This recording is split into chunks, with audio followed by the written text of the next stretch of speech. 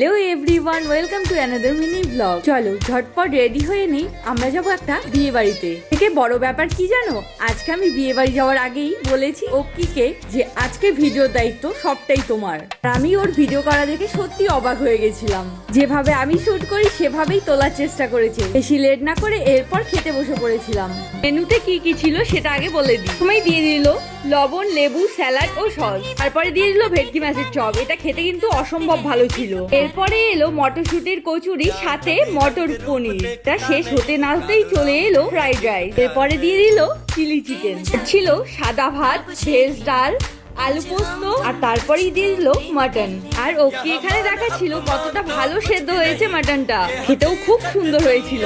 তারপর একে একে দিয়ে দিল চাটনি, পাঁপড়, রসগোল্লা, সন্দেশ, আইসক্রিম। আর শেষে তো পান খেয়ে বাড়ি চলে এসেছি। ভিডিওটি ভালো লাগলে লাইক আর কমেন্ট করে দিও। বাই।